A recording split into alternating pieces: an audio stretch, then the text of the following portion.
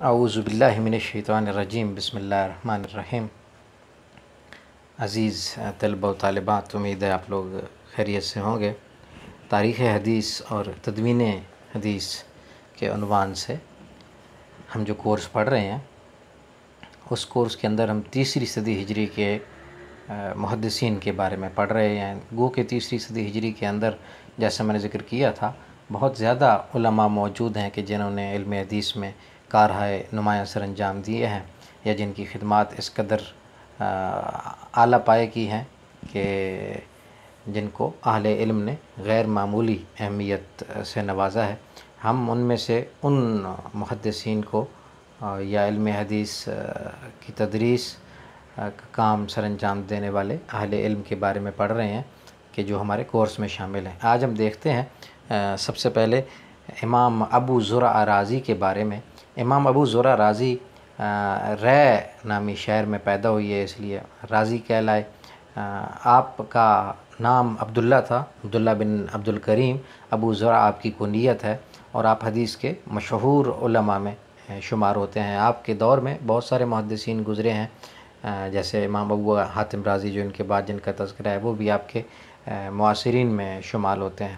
آپ اپنے علمیت کی بنا پر اور پھر اسی طریقے سے حدیث کی تحفیظ یعنی حفظ کی بنا پر بڑی غیر معمولی حیثیت رکھتے ہیں محدثین کے ہاں، اور یہی وجہ ہے کہ محدثین نے آپ کے بارے میں کئی مقامات پر تذکرے کیے۔ آپ کی علمیت کے حوالے سے شاہ عبدالعزیز محدث دہلوی رحمہ اللہ نے بھی ایک جگہ پہ نقل کیا، ایک عالم کا قول کہ جنہوں نے یحییٰ بن معین اور چند اور محدثین کے ساتھ آپ کا تذکرہ کیا کہ ابو زرع رازی بھی ایک اپنے عہد کے بہت بڑے محدث گزرے ہیں۔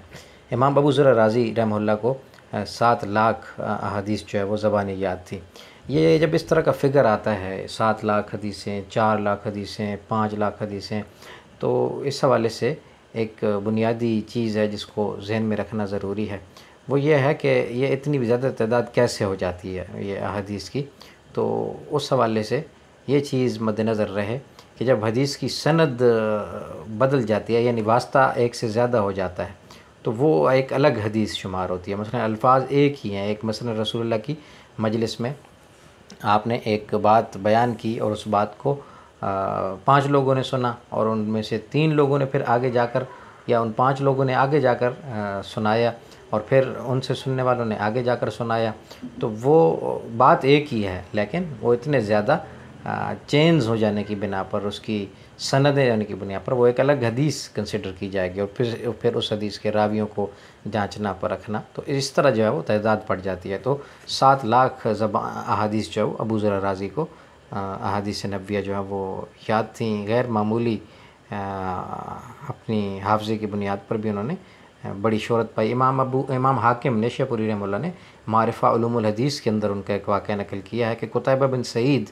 جب رے کے شہر میں آئے تھے، تو لوگوں نے ان سے کہا تھا کہ وہ حدیث بیان کریں، تو ان کو یہ کہا گیا کہ آپ کے سامنے ہم ایک ایسے نوجوان کو پیش کرتے ہیں کہ جو آپ کی مختلف جگہوں پہ سنائی ہوئی احادیث جو ہیں، جو آپ نے ذکر کی ہیں، وہ آپ کے سامنے ہو بہو لفظ بلفظ آپ کو سنا دے جو آپ نے کئی مجلسوں میں سنائی ہیں۔ تو قتیبہ بن سعید بڑے حیران ہوئے اور کہا کہ اس نوجوان کو بلایا جائے، اور جب وہ نوجوان آیا اور اس نے سنایا، وہ احادیث سنائیں، تو وہ نوجوان ابو زرع رازی تھے، تو جنہوں نے ہو بہو جو ہے وہ ساری حدیث جو ہیں وہ سنائیں، اور قتیبہ بن سعید بڑے حیران ہوئی ہے ان کے حافظے کے حوالے سے۔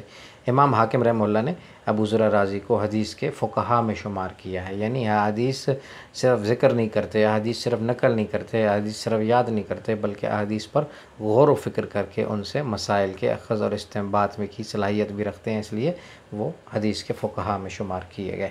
آپ کا وصال 264 ہجری میں ہوا، اور آپ رے میں ہی آپ کو دفن کیا گیا۔ امام ابو زرع رازی کے بعد امام ابو حاتم رازی ہیں، جن کا اصل نام محمد ہے، ابو حاتم ان کی کنیت ہے۔ محمد بن ادریس بن منذر جو ہے وہ ابو حاتم رازی، یہ بھی رے میں پیدا ہوئی ہے، اس لیے رازی کہلاتے ہیں، اور معاصر ہیں ابو زرع رازی کے، اور قبیلہ حنظل سے تعلق تھا، اس لیے حنظلی بھی کہلاتے ہیں۔ اور آپ کا شمار بھی حدیث کے بڑے ائمہ میں ہوتا ہے. آپ علم علل الحدیث کے اور جرح و تعدیل کے بہت بڑے ماہر تھے. اور علل الحدیث کے بارے میں آپ کو پتہ ہونا چاہیے کہ حدیث کے اندر یعنی علت سے مراد حدیث کے اندر کوئی ایسا نقص یا کمزوری یا عیب ہے کہ جو بظاہر نظر نہ آئے اور اس کو کوئی ماہر محقق کی اس کی پہچان کر سکے. جس طریقے سے ہوتا ہے نا یہ صراف یا سنار ہوتا ہے تو یہ سونے کے کھرے اور کھوٹے کو بہتر طریقے سے پہچان سکتا ہے. تو وہ جو احادیث کے گہرے درجے کی بصیرت کے حامل لوگ کے جو ماہرین ہوتے ہیں وہ احادیث کو جس طریقے سے پرکھتے تھے اور پھر بتا دیتے کہ یہ کس درجے کی ہے. تو علل الحدیث یعنی بظاہر نظر نہ آنے والی لیکن گہری صلاحیت رکھنے والا آدمی. اور امام ابو حاتم رازی جو ہے وہ اسی طرح کی ایک شخصیت تھے جنہوں نے علم حدیث کے لیے بہت زیادہ ان کے سفر تھے. بلکہ انہوں نے ایک جگہ پہ اپنے بیٹے سے کہا کہ بیٹا میں نے تقریباً 3000 میل کا سفر کیا ہے حدیث کی طلب کے اندر. تو یہ واقعتاً ایک غیر معمولی ایفرٹ ہے جو ہمیں امام ابو حاتم رازی کے ہاں نظر آتی ہے. اور امام ابو حاتم رازی کے پاس بھی احادیث کا ذخیرہ محفوظ تھا جو وہ ان کے حافظے میں موجود تھا. اور احادیث کو بڑی طریقے ان کے پاس ان کی یادداشت میں احادیث کا ایک بڑا ذخیرہ محفوظ تھا. اور وہ یہ اکثر کہا کرتے تھے اپنے دور کے حدیث کے حفاظ سے کہ جو شخص ایسی صحیح اور ثابت حدیث مجھے سنائے جو مجھے معلوم نہ ہو تو میں اسے 1 درہم صدقے کے طور پر دوں گا. یعنی بہت بڑا دعویٰ ہے کہ یعنی اس سے یہ پتہ چلتا ہے کہ ان کو احادیث کی بڑی تعداد جو ہے وہ ان کو یاد تھی. اور ان کو اس کے چیلنج کے مقابلے میں کوئی آیا نہیں کہ جس نے آ کر یہ کہا ہو کہ ہم ایسی حدیث سناتے ہیں جو آپ کے حافظے میں نہ ہو. تو حدیث کے بہت بڑے حافظ تھے. اور امام حاکم نیشاپوری نے معرفہ علوم الحدیث کے اندر آپ کو محدثین میں شمار کیا ہے. اور فقہ و استنباط سے آپ کے تعلق کا بھی اظہار کیا ہے. آپ کا وصال 277 ہجری میں 277 ہجرہ میں آپ اس دنیا سے رخصت ہوئی ہے. امام ابو حاتم رازی کے بعد امام طبری ابن جریر طبری جو رئیس المفسرین ہیں رئیس المؤرخین ہیں جن کی تفسیر میں سب سے پہلی بڑی تفسیر جو آج ہمارے پاس ہے وہ ابن جریر طبری کی ہے. تاریخ میں جو بڑی معروف کتاب تاریخ الامم والملوک تاریخ طبری کے نام سے ترجمہ ہو چکی ہے وہ امام ابن جریر طبری کی ہے. ابو جعفر محمد بن جریر بن یزید طبری 224 ہجری میں عمل میں پیدا ہوئی ہے. عمل ایک جگہ پہ اور پھر بغداد میں سکونت اختیار کی اور یہیں بغداد میں آپ کا وصال ہوا. آپ کا شمار جو ہے وہ امام نسائی اور امام ترمذی کے طبقے میں ہوتا ہے. آپ جیسا میں نے ذکر کیا کئی علوم کے ماہر تھے تفسیر کے تاریخ کے علم فقہ کے اور اسی طریقے سے علم حدیث کے. علم حدیث کے اندر آپ کی کتاب تہذیب الآثار ہے جو آپ مکمل نہ کر سکے. تہذیب الآثار اس کے آغاز میں آپ نے حضرت ابوبکر صدیق کی روایات ذکر کی ہیں اور پھر ہر روایت اور اس کی سند اور اس کے مختلف طرق اور اس کی علت پر تفصیلی بحث کی ہے. اور جس روایت سے استنباط ہو سکتا ہے اس سے متعلقہ حکم اور ضروری تفصیل بیان کی ہے. مشکل الفاظ اور اصطلاحات کی وضاحت بھی کی ہے. تو یہ جو تہذیب الآثار ہے وہ آپ کی مرتب کردہ علم حدیث کے حوالے سے ایک بڑی اہم کاوش ہے. اس کے علاوہ بھی آپ کی جو تحریریں ہیں ان کے اندر جو ہے وہ احادیث کے حوالے سے آپ کی خدمات کا پتہ چلتا ہے. امام طبری جو ہے وہ 310 ہجری میں اس دنیا سے رخصت ہوئی ہے. امام ابن جریر طبری کے بعد امام ابن خزیمہ جو نیشاپوری بھی کہلاتے ہیں. نیشاپور میں سکونت کی بنا پر نیشاپور میں رہنے کی بنا پر آپ کا نام محمد تھا کنیت ابو بکر اور محمد بن اسحاق بن خزیمہ. اور آپ کی شہرت کی بڑی وجہ آپ کی وہ کتاب ہے جو صحیح ابن خزیمہ کے نام سے آج ہمارے پاس موجود ہے. امام ابن خزیمہ نے امام سرخسی سے امام احمد بن منبی سے امام عقبہ بن عبداللہ سے امام اسحاق بن موسیٰ سے علی بن حجر سے فیض پایا اور ان جیسے لوگوں سے.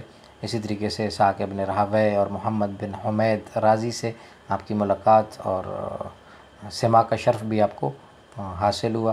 آپ کے تلامذہ میں ابو بکر احمد بن مہران ابو حامد بن محمد ابو عمرو بن حمدان محمد بن نصیر اسحاق بن سعید بڑے بڑے لوگ ہیں جو آپ کے تلامذہ میں موجود رہے ہیں۔ آپ نے مختلف علاقوں کے سفر کیے، بغداد کے، بصرہ کے، کوفہ، شام، حجاز کے، عراق، مصر کے، اور مختلف اہل علم سے فیض پایا اور علم دین سیکھا۔ ان کے استاد ربیع بن سلیمان نے ایک جگہ پہ ذکر کیا کہ ابن خزیمہ نے ہم سے جتنا سیکھا ہم نے اس سے زیادہ ان سے استفادہ کیا۔ اس سے آپ جان لیں کہ ایک استاد اپنے شاگرد کے بارے میں ایسی بات کر رہا ہے تو اس کا مطلب ہے کہ شاگرد خود کتنے اعلیٰ پائے کا عالم تھا کہ جس کے بارے میں استاد ایسے کلمات کہہ رہا ہے۔ امام حاکم نشاپوری نے معرفہ علوم الحدیث کے اندر آپ کی کتابوں کی تعداد 14 سے زیادہ بتائی ہے، لیکن آپ کے جو فتاوی کا مجموعہ ہے وہ لگ بھگ 100 اجزاء پر مشتمل ہے۔ تو حدیث کے میدان میں آپ کی بڑی شہرت جو ہے وہ صحیح ابن خزیمہ کی بنا پر ہے کہ جس کے بارے میں حافظ ابن کثیر نے کہا کہ صحیح ابن خزیمہ جو ہے وہ انتہائی مفید اور اہم کتاب ہے، اور علامہ سیوطی رحمہ اللہ نے صحیح بخاری اور صحیح مسلم کے بعد جن کتابوں کو زیادہ معتبر اور مستند قرار دیا ان کتب صحاح میں صحیح ابن خزیمہ کو بھی انہوں نے شامل کیا ہے۔ امام ابن خزیمہ کے بعد امام محمد بن سعد جو طبقات ابن سعد والے ہیں، طبقات الکبریٰ کے نام سے آپ کی کتاب جو طبقات ابن سعد کے نام سے بھی جانی جاتی ہے وہ آپ کی پہچان ہے، اور وہ کتاب ایسی ہے کہ جس کو بنیاد بنایا بعد والے محدثین نے، خاص طور پر علم رجال پر لکھنے والے، حدیث کے روات پر یا راویوں پر لکھنے والے اہل علم کے ہیں یہ کتاب بنیادی اور اساسی مصدر کی حیثیت رکھتی ہے۔ اسی طریقے سے سیرت نگاری کے حوالے سے بھی بنیادی مواد جو ہے وہ اس میں غیر معمولی درجے کا موجود ہے۔ ابو عبداللہ محمد بن سعد بن منی بصری، آپ لیکن تھے بصرہ کے اور رہتے آپ بغداد میں تھے۔ آپ مورخ بھی ہیں، حافظ بھی ہیں، محدث بھی ہیں، اور 168 ہجری میں آپ بصرہ میں پیدا ہوئے اور 230 ہجری میں آپ کا اس دنیا سے وصال ہوا۔ آپ کی بڑی شہرت کی بڑی وجہ یہ ہے آپ کے استاد گرامی بھی ہیں علامہ واقدی، محمد بن عمر واقدی، آپ نے ان سے بھی بھرپور استفادہ کیا، اور آپ کے پاس جتنی روایات تھیں وہ سب آپ نے اپنے اس استاد سے لی تھیں۔ اس کے علاوہ آپ کے اساتذہ میں ابن علیہ، سفیان بن عیینہ، یزید بن ہارون، ابو نعیم، فضل بن دکین کوفی جیسے لوگ موجود ہیں۔ آپ نے بھی مختلف اہل علم سے فیض حاصل کرنے کے لیے مختلف علاقوں کا دورے کیے،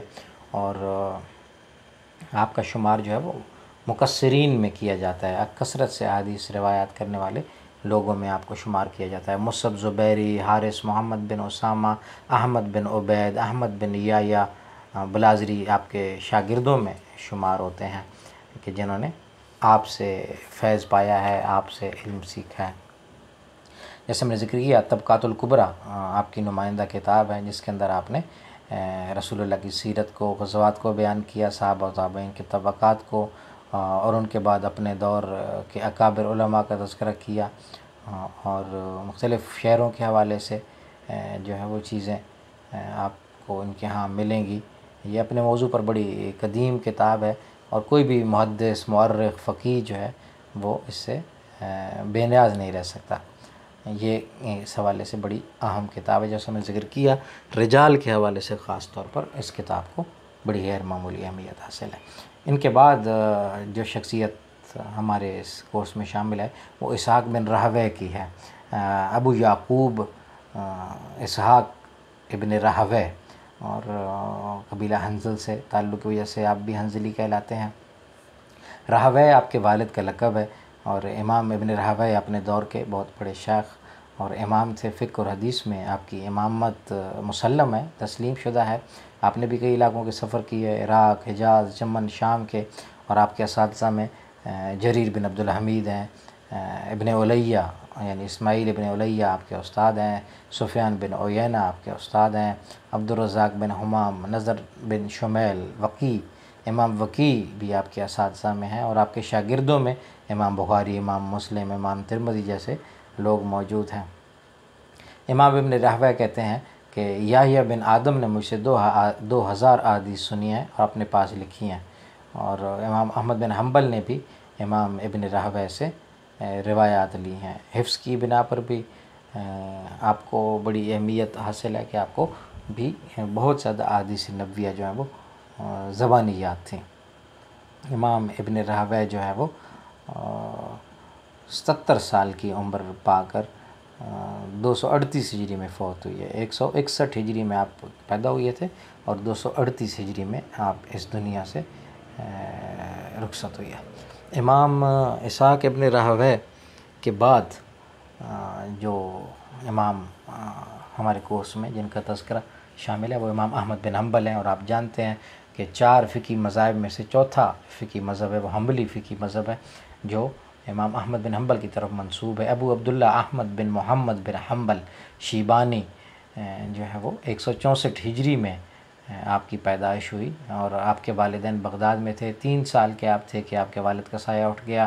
آپ نے بچپن میں ہی قرآن کو حفظ کیا، اور آغاز ہی میں بڑے آپ ایک پرہیزگار اور نیک شخصیت کے طور پر سامنے آئے۔ مختلف اہل علم سے آپ نے فیض حاصل کیا، علم دین کے حصول کے لیے مختلف اہل علم کی طرف رجوع کیا اور ان سے آپ نے سیکھا۔ مکہ سے، کوفہ سے، بصرہ سے، یمن سے، شام سے عالم تک رسائی حاصل کر کے پھر آپ نے یہ دین اور دینی تعلیمات سیکھیں اور دینی علوم پڑھے۔ آپ کو 10 لاکھ احادیث جو ہیں وہ یاد تھیں، اور امام شافعی جیسی شخصیت بھی آپ سے اسی وجہ سے متاثر تھی۔ انہوں نے کہا کہ امام شافعی فرماتا ہے کہ میں نے ان جیسی شخصیت نہیں دیکھی۔ اور امام احمد بن حنبل نے 204 ہجری میں اپنا حلقہ درس قائم کیا۔ جب وہ 40 سال کی عمر پوری کر چکے تھے تو علوم میں پختگی اور رسوخ ان کو حاصل ہو چکا تھا۔ اس دوران انہوں نے اپنا جو ہے وہ حلقہ درس شروع کیا، اور 500 لوگ ایسے تھے جو باقاعدہ کتابت کرتے تھے، آپ کی باتوں کو سنتے تھے اور ان کو لکھا کرتے تھے۔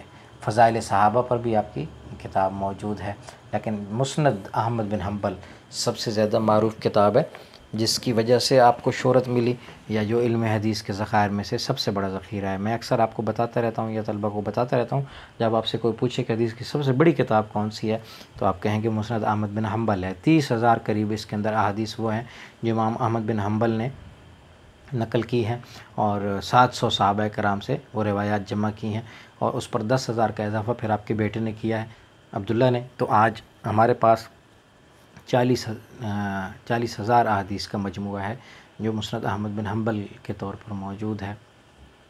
اس مسند کا بھی اردو زبان میں بھی ترجمہ ہو رہا تھا، میرا خیال ہے شاید مکمل ہو گیا ہے، اور یہ حدیث کا بہت بڑا مجموعہ ہے۔ اور مسند جس